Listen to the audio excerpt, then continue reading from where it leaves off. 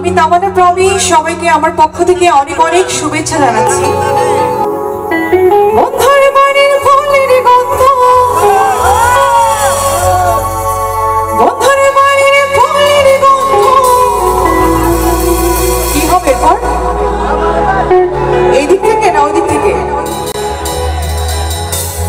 বন্ধুর বাড়ির ফুলের গন্ধ, আরে আমার বাড়ি আসে বসন্ত বাতাসে, ঠিক তো?